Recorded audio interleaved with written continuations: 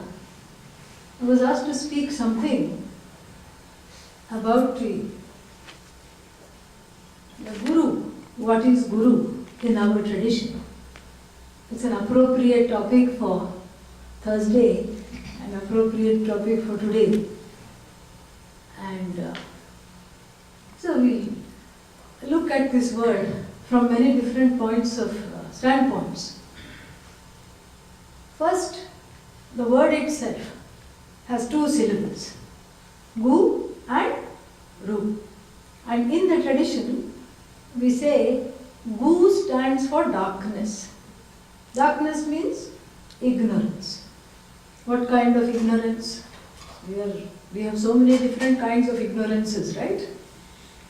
But here, the ignorance is of knowing my full value and glory and knowing how wonderful I am. That is the ignorance.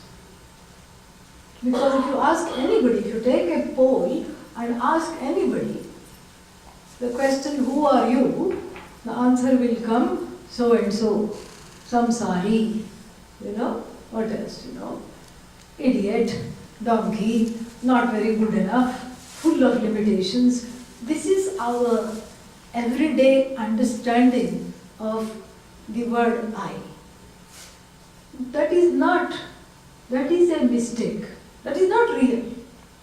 It's a mistake because there is self-ignorance. Self-ignorance means I don't know what I am. I don't know that I am Bhagavan. That is the vision of the Shastra, is I am Bhagavan. This is the only culture that dares to say that. Right, Jenny? Sit down, please. This is the only culture that dares to say that. In any other culture, if you said that, it would be considered blasphemous. Yeah, it would be considered a heresy. Because of course Bhagavan is different. How can you claim you are Bhagavan? This is what we would say. But in our culture, we have a very sophisticated understanding of Bhagavan, which is, very essential to know in our lives so that we can relate to Bhagavan on many nuanced levels. This is what it is. And therefore, this Bhagavan as I is unknown. This, not knowing this, is called self-ignorance. And this is represented by the syllable Gu. Yeah. And the next syllable Ru, what does Ru mean? The one who removes this ignorance from my heart, the ignorance that I am Bhagavan. This, not knowing this, the one who removes that is called a Guru. And we have a sentence like this. Mukarastvandhakaro vai rukarastan nivartakah andhakara nirodhitvat gururityabhidhiyate. A clean shloka. Because of removing this tamas, this ignorance about my very nature, this is why it is called Guru. And what is so special about this Guru? Very special. Because that Guru gives me a new identity by redefining the very nature of myself. Takes me from the wrong definition of who I am. I am only this much. I am as good as my body. We say in Sanskrit, Dehe nashte, aham nashtaha. If the body is destroyed, I am destroyed. Dehe pushte, aham pushtaha. If the body is nourished, I am nourished. This is the mistake. The mistake is in thinking that I am as good as the body. And sometimes when we get stuck at the mind, I am as good as my thoughts. I am as good as my senses. I am as good as my job. I am as good as my house. I am as good as whatever, my family. This makes a very curtailed and a limited definition of I, which is actually not correct. It's an incorrect definition, as a result of which I have suffering. This is basically what the whole thing is. All suffering is because of this mistake that I have made. And how come I made this mistake? Because I don't know. When you don't know, you make a mistake. You go outside, it is dim, and then you see something that is bending 3 times on the grass. What is the immediate conclusion? Snake. And you scream, and then what? Somebody has to come and shine the light, and then you find out it is your own hose pipe, correct? It's your own hose pipe lying there. You only had left it there, but it was a few hours ago, you did not remember. Then you went out and you thought it is snake. And the person who shines the light here is called Guru. That's what it is. The mistake is removed. It's not that some fresh knowledge is put. There is no need. It's already, you are the whole. The mistake is removed. By shining the light on this eye, the mistake is removed. And so this is why, this is the etymological, derivation of the word Guru. Vyutpatti, we call it in Sanskrit. The etymological derivation, this is Guru. And so, what is so special is that there are many things which are special about the Guru. The first thing is that what the Guru word is nowadays used very loosely. One time I heard stock market Guru, music Guru, dance Guru, and then what else? So many things, hardware Guru, software Guru, techno Guru. It has become a very, it has entered the English dictionary and it has become a very loose word. Cooking Guru, correct? So like this there are so many Gurus. And so, but when we use the word Guru in this kind of a setting, on a Thursday, in this spiritual setting, we have a slightly different meaning. And what is the meaning of this Guru? Mahavakya Upadesha Karta.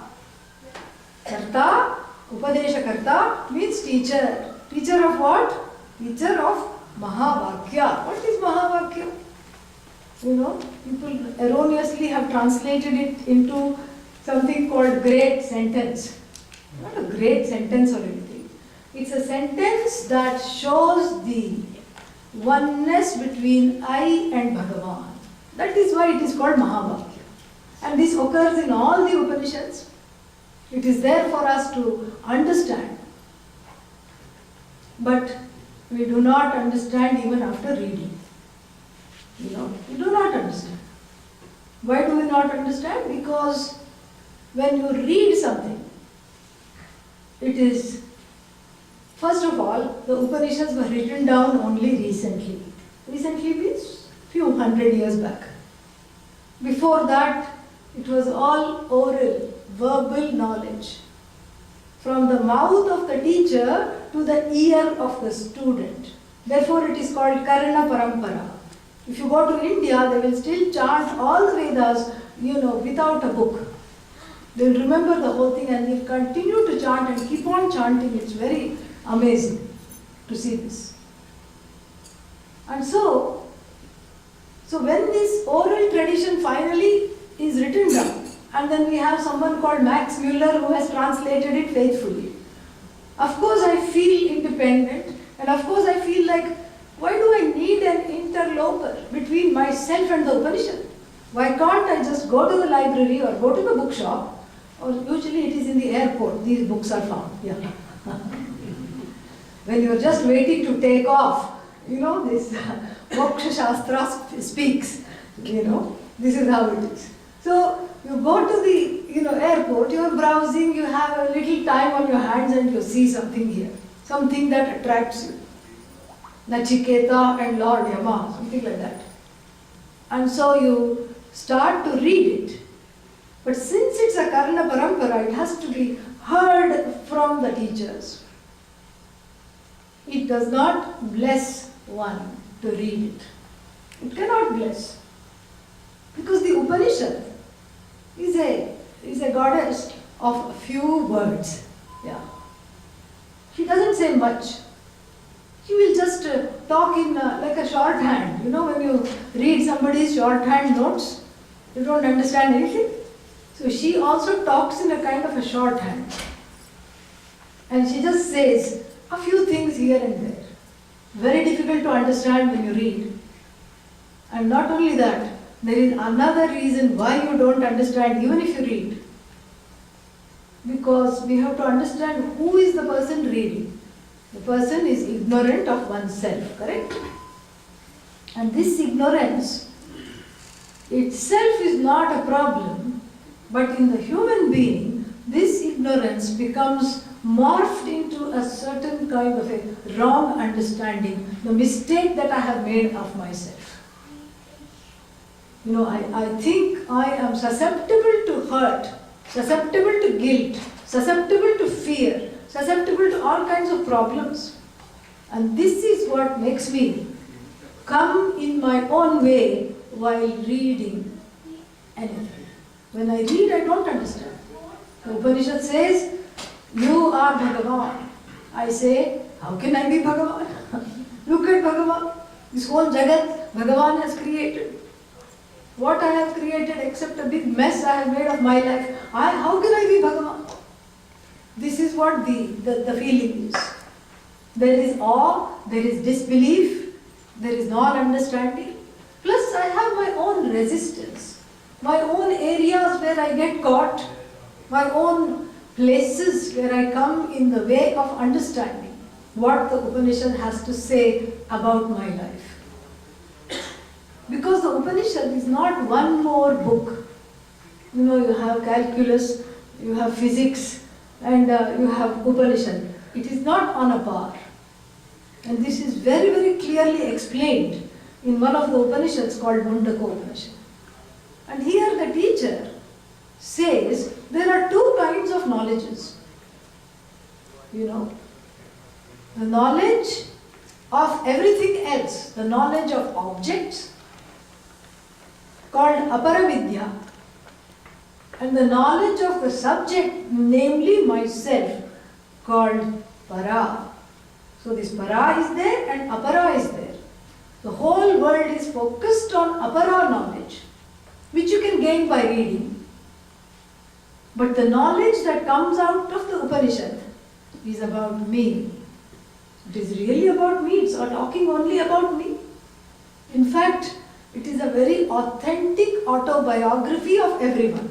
Yeah. But how can it be an autobiography of me and the person sitting this side and the person sitting that side? Are we all not different? How can it be an autobiography of me? Well, because the Atma is one.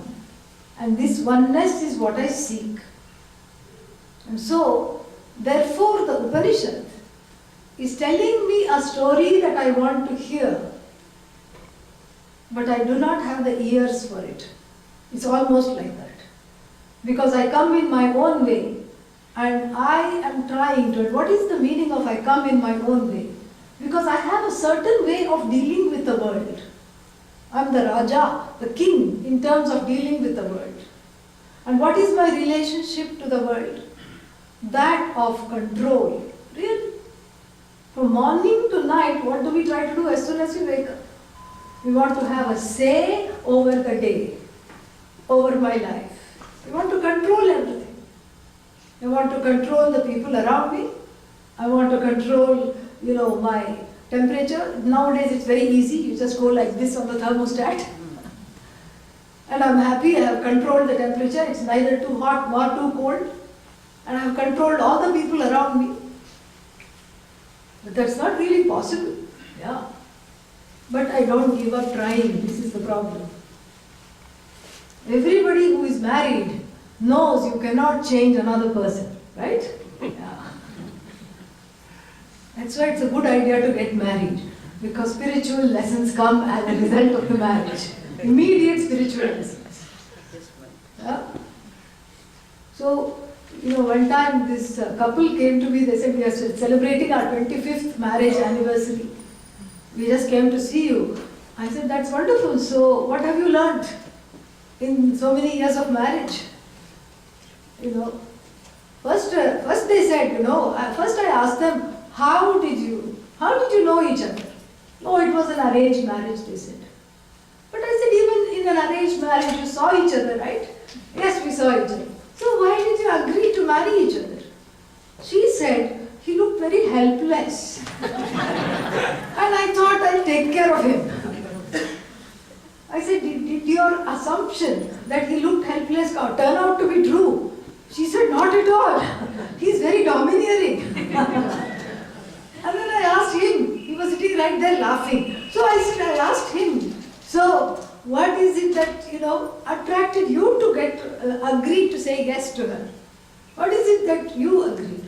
No, she looked like she needed to be taken care of. She looked so confused. And I thought I will take care of her, so I agreed. I said, is she confused? Not at all. In fact, she remembers everything. What happened even in her last life, she remembers. And she doesn't let me forget either. So then I said, what is one thing you have learned after remaining married for so long? She said, we cannot change one another. We have to accept each other as we are. Otherwise, we will continue, we'll just be miserable. This is what the thing is. So, after 25 years, this lesson has come, you see. So, and then I said, so have you stopped trying to change each other? Both of them said, no. We will continue, but we will accept what is. This is what the whole thing is. When I try to control my life, I feel like I'm in charge because there are so many things that I can command. I have with me the 5 sense organs, correct? These are the means of knowledge. I can see, and then you can say, I heard it with my own ears. I see, I taste, I touch, I hear. I can pick up the sense of smell. Notice I did not say I smell. That will give a wrong meaning. Yeah. So I can pick up smells. So like this, I have what is called these means of knowledge that I can command. Plus I have buddhi. What is buddhi? Intellect, the intelligence to make inferences. To make conclusions about certain things. Right or wrong, I have this thing. I have power, I can earn money, I can spend the money how I want to, and I can go about my life. So this is my everyday existence. And I want to be independent. This is everyone's feeling. I don't want to be dependent. In fact, it is our prayer, especially when one is reaching the stage of leaving the body. Anayasena maranam, meaning what? A death without trauma, without becoming a vegetable. May I just slip out of this body. May Lord Yama be kind to me. And may he just take me without making me dependent on all the loved ones. This is my ardent prayer. This is what I want. Meaning, even at the last minute, I want to control. Yeah. I don't let go even then. I don't let go. All the time I want to be in charge, I want to be in control. This is a universal human condition. And Upanishad, what is there in the Upanishad? And so when I look at the Upanishad, I eye it with the eyes of control. This is what it is. I can learn like this. What is there? Few pages came Upanishad. 1 or 2 pages. This is nothing. I can learn Sanskrit. And, be a master of the Upanishads. And in fact, it is a very, it's in fashion these days, in the spiritual circles, to say, I have gained the knowledge apne aap. What does apne aap mean? All by myself. And if you think by saying that, you are impressing the people, you may be impressing a few people in your family, that's all. But if you go to places like the Kumbh Mela, which is an orange festival, because everything there is orange, all the people, there's like a huge city that springs up, it's amazing. There is water, there is food, everything. In fact, the UN sent some people to find out how do these cities spring up. Last time when the Kumbh Mela was on. So here it's like a party of all the sadhus in the country. They all go and they visit each other. This is the idea. You visit one another. And so when you go to visit or when you receive a visit from another sadhu, they are not interested in your name. They are not interested in what you know. They are not interested in where you came from. They are not interested in anything except one thing. They will ask the question, Aapka Guru Sthan kahan hai? In other words, who is your Guru? That is what they will ask.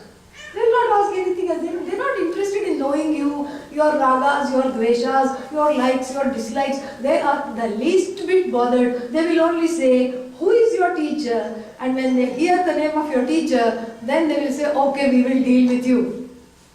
This is what it is.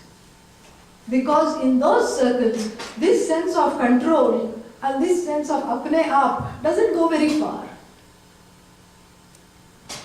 So you cannot suddenly become a Swayambhu. Only the Lord is Swayambhu. Okay? Yeah. This is what the whole thing is. Swayambhu means Swayam Bhavati, apne aap. So there is no apne aap. This is not in fact, we think we are showing off when we say, I learned this whole Upanishad by myself. But this is like a child's talk. It's an immature talk to say that, because the only way to study this autobiography, my glorious story of how I am not a samsari, of how all these pains and sorrows of samsara do not touch me, how I am essentially a free person, a contented person. For this knowledge, I need a key. I need a key that will unlock this knowledge from me, because the Upanishad is locked up. The key is the teacher. This is why it is called, the Guru means Mahavakya Upadesha Karta. The key means the key is the teacher. Like the cliff notes of the Upanishad. This is what it is. And so, therefore, in the tradition, the Guru is revered and is seen as extremely necessary for life. Extremely necessary for life. Because the assumption is that if one is a human being, this is an ancient assumption, if one is a human being, then one is wanting to look at the Upanishad and understand one's own truth. One is wanting to see this Upanishad and see what it has to say. Because that is why one has been given a human life, not for any other reason. The human life is to understand my own glory, so that I am not a victim of my own emotions, my own fears, my own tears, my own desires. So that I can be free of all of them, I am given this opportunity to study. Because you see, the human being is in a very, very special situation. It is both a blessing and a curse. We'll take the good news first. What is the blessing? The blessing is I have this buddhi, I am aware of everything, I am not leading a programmed life, I have the free will to desire, I have the free will to do what I want. My life has meaning and purpose, and I can discover this meaning. This is the good news. What is the not so good news? The not so good news is that I am constantly hijacked by various desires and fears. This is the problem. I am hijacked by complexes. You see, the cat and dog is also in samsara. Cat is also in samsara, dog is in samsara. But the dog and the cat do not feel guilty or hurt. Neither does the donkey. If the donkey feels like kicking someone, it's going to kick. It's not going to say that, oh, sadhu is behind me, maybe I should not kick. No, it will kick. Then we have to ask the sadhu, why were you foolish enough to stand behind the donkey? We will not ask the donkey, why did you kick the sadhu? There is no papa, punya, it is not culpable at all, it feels like kicking, it gives a nice kick. That's all it is. The donkey has the freedom to kick, but it does not have the freedom to not kick. The human being has both freedoms to kick and to not kick also. This is what makes the human being special. But the downside is that the donkey doesn't have any complexes. The donkey doesn't say, how come my more exotic cousin zebra has so many stripes? I don't have any stripes. I think I should paint myself black and white, to go to this party. It doesn't have that problem. However it is, as long as it is not caught, cut up and eaten, it is okay. It just goes about its life. And similarly, the cow doesn't say, I want to come to America. You will not see it looking for an interview in the American consulate. That is what it is. It is not interested in coming here. And even if, let's say, a cow is shipped here for some hybrid program or something like that, of course it will land in New Jersey, Jersey cow. And then, when it is leaving, let's say all its friends and relatives have come to say goodbye. They don't have to say to it, you are a genetic vegetarian. Your mother was vegetarian. Your father is vegetarian. Your grandmother and great-grandmother were vegetarian. Your ancestors were all vegetarian. And we have heard that suspicious things come between two slices of bread in America. Please don't eat it. It may be your distant cousin. So please don't eat it. The cow doesn't have to be told. It is programmed to be a vegetarian. Even if it's in dire straits and you give it a hamburger, if it's not eaten, it will eat the bread. It will not eat, the meat. It is incapable of that.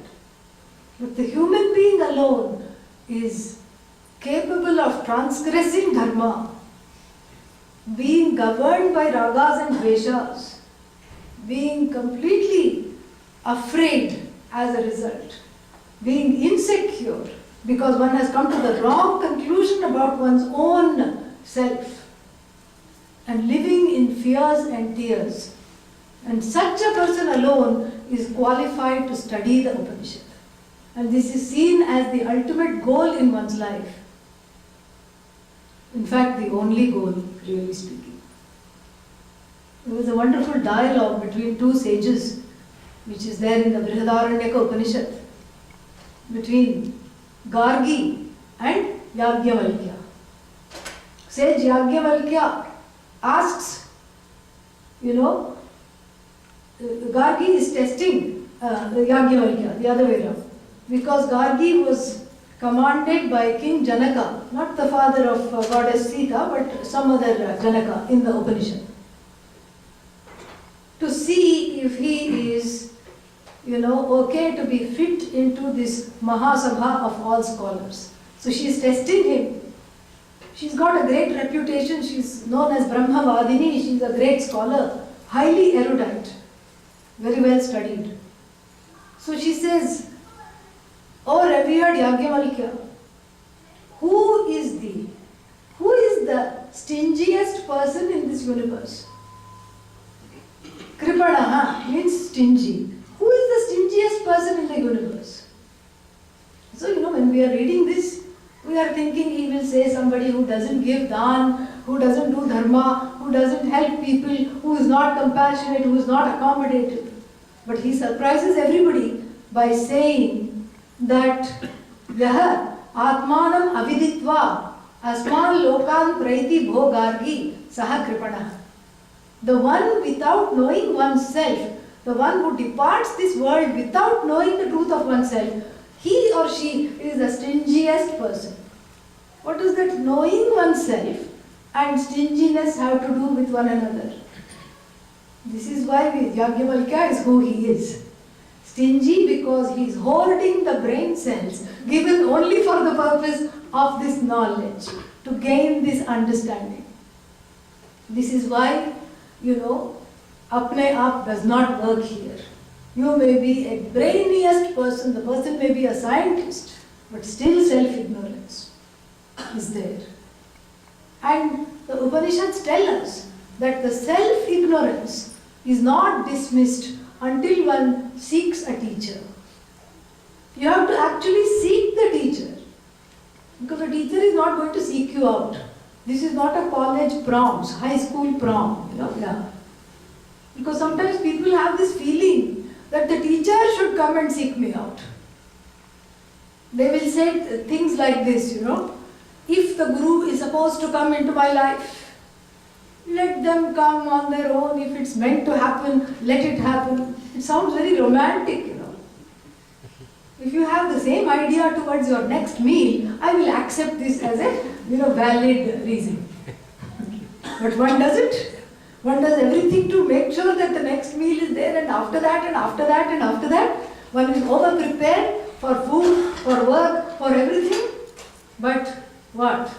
When it comes to Guru, one gets somehow complacent. This is what the whole thing is. So the Guru is, who is this Guru? The Guru is the one who is well studied. How? From her Guru, from his Guru, from her Guru, from his Guru. This is what it is. Well studied in what respect?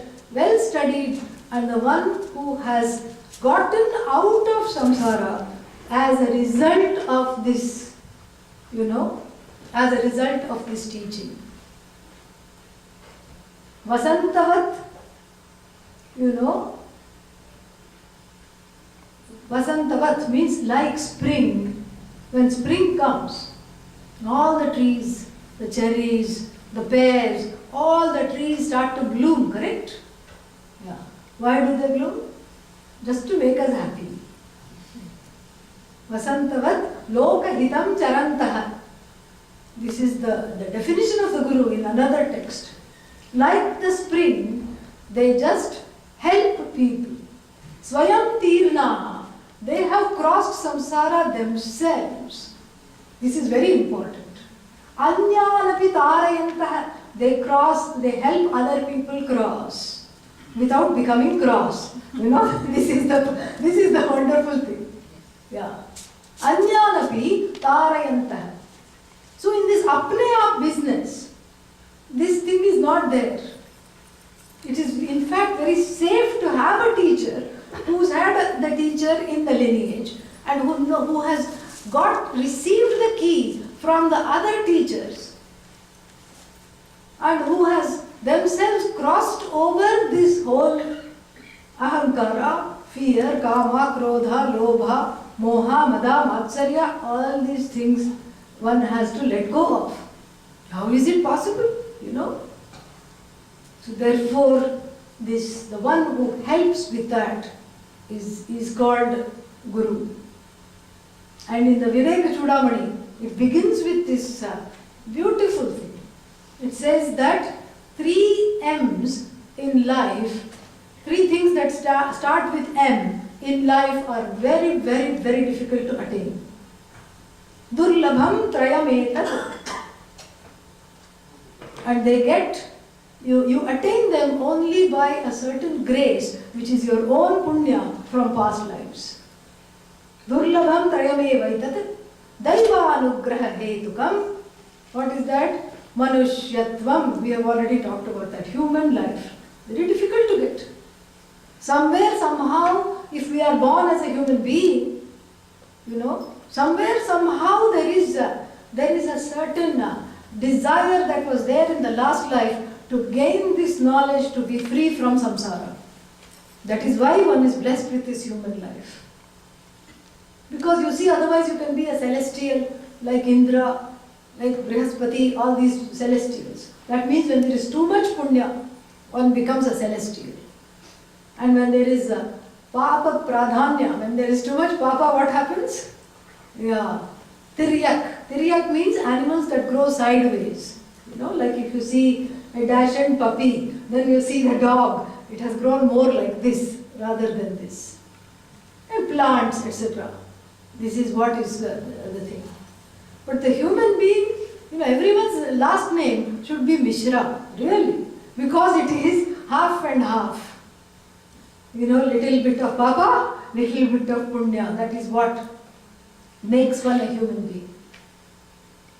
So then, in this human life, this pain and sorrow, thinking that I'm bound in all my problems and fears, this is why I need the help.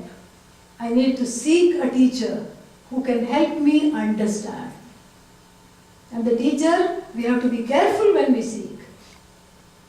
If anybody says, I got my knowledge apne aap, you can say Namaha, okay, no problem, And this is something which people have a lot of doubts about. And they will always quote the exception. They will give the example of, Mahatmas. They will give the example of great gurus, like Sai Baba, like Ramana Maharshi, all these things. They will say, how come they got this knowledge? Just like that. We don't know whether they studied or not. They might have. And we also don't know what they were in their last life. Maybe they had done a lot of study in the last life. This life was just meant to guide others. We don't know that. But it is safe to go with the rule rather than the exception. So this is why the Guru becomes a very predominant feature in one's life, according to the Shastras. Because without the teacher, I'm not able to know, I'm able to know everything that is not me, Anatma. I'm not able to know myself, Atma. So the Guru is seen as a mirror who sheds the light, a true mirror. Every other mirror that we have, in terms of people who know us, like spouse, children, friends, parents, etc. Those are also mirrors because they show you who you are.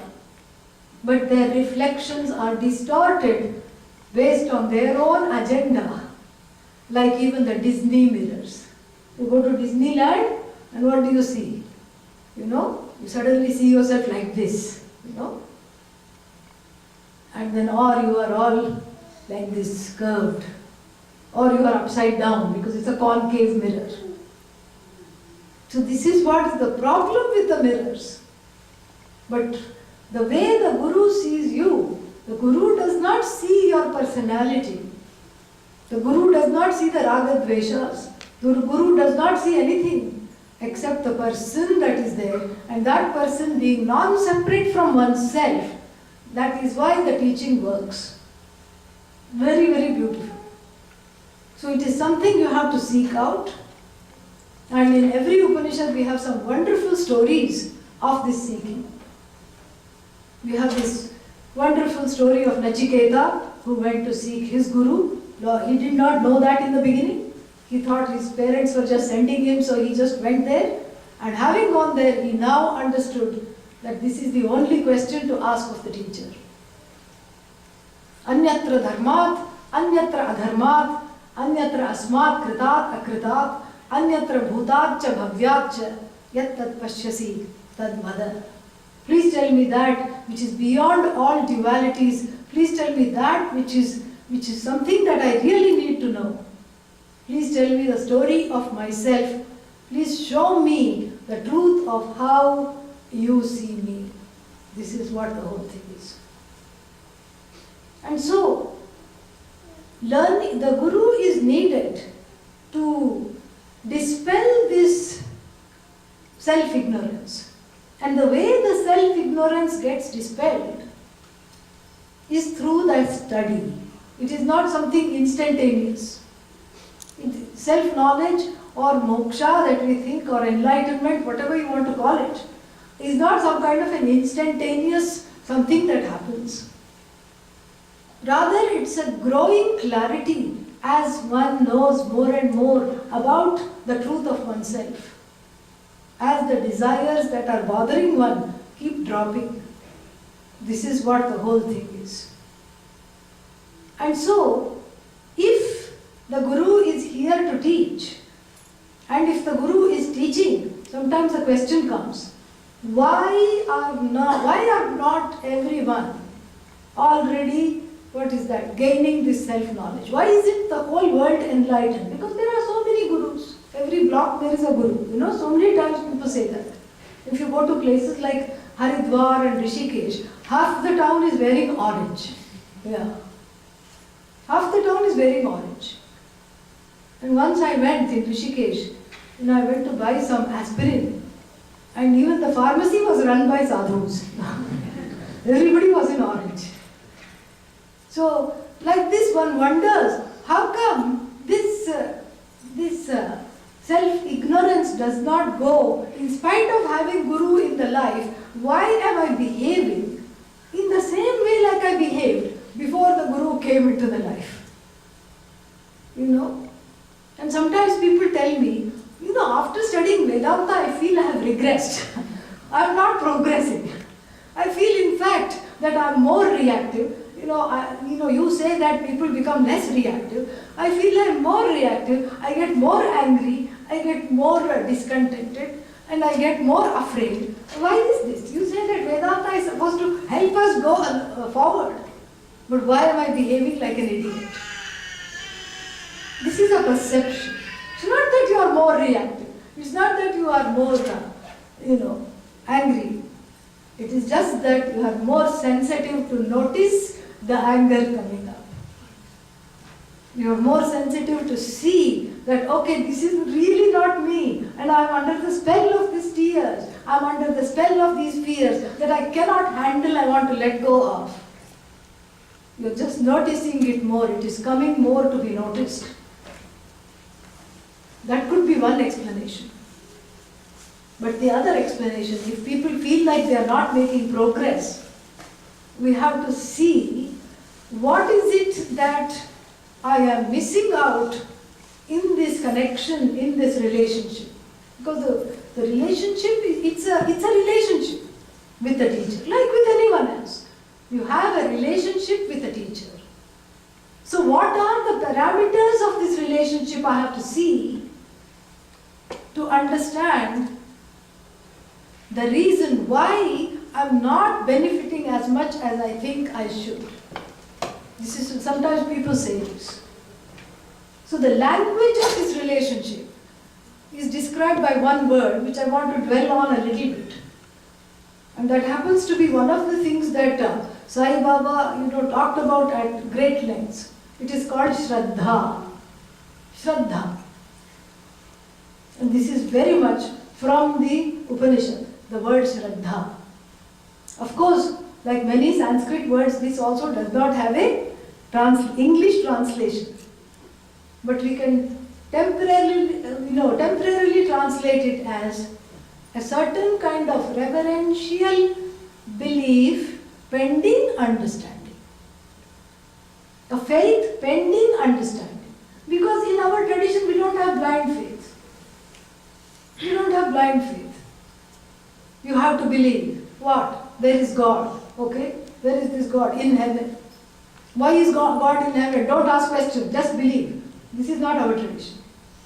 Our tradition, Bhagavan, is a matter for understanding it as the truth of myself. It is not a matter for belief. And so therefore, for this understanding, I have to let go of certain other things that are there in my heart. My fears and my doubts. I have to set them aside and I have to cultivate something called Shraddha. And this is what is the language of the relationship between a teacher and the one that considers oneself a student of that teacher, a student of that teaching.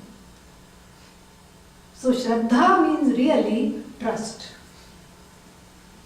This is why people don't want to have gurus. It's hard to trust one's own self. It's hard to trust one's own family members. And suddenly this guru who has come, you have to trust this guru. How do you know that this guru has my hitam, my benefit? What if the guru says jump in the well? Do I have to go and jump in the well? And this trust will not come. This is the problem. And the trust doesn't come Because by the time one is an adult, one is a jaded, faded samsari. Yeah. Why jaded? Because one has been burnt many times, one has been hurt many times. And the Guru always represents an authority figure.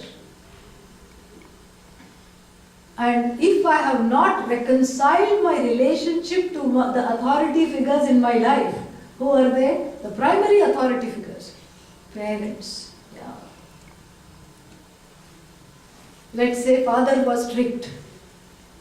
And then when you see somebody called Guru, oh my God, very scary. Don't want. You know? Mother was strict, father was strict, something like that. So then there is a lot of fear around this whole understanding of Guru, because one doesn't want to be in a position, one doesn't want to have somebody in a position of authority and then be disappointed like one was when one was 3, 4, 5, whatever it is. Because that's how everyone starts off. Everyone starts off from a place of total Shraddha, trust towards the parents. And then what happens? The mother drops the baby while bringing it down the stairs. Finished? Shraddha goes. You know? The child sees a cockroach and runs and catches hold of the father. And father jumps on the dining table, leaving the child right there. Shraddha goes. Mother inconsistent, father unavailable, Shraddha goes, the trust goes. That total trust is not healthy, but that is what the child does, because the child doesn't have an option. The child is utterly helpless. Whoever takes care of it, it has to allow itself to be taken care of. Shraddha goes. The trust goes, the trust keeps eroding, and we keep meeting people in life who help us with, non-trust, more non-trust. And then one grows up to be a jaded, faded, distrustful person, always, like a vulture looking around. Who is coming? What do they want? What do they want from me? One becomes hyper-vigilant, hyper-controlling, and as a result of that, this is something, people are afraid of gurus. In fact, people say, don't get too close to the Guru. Yeah.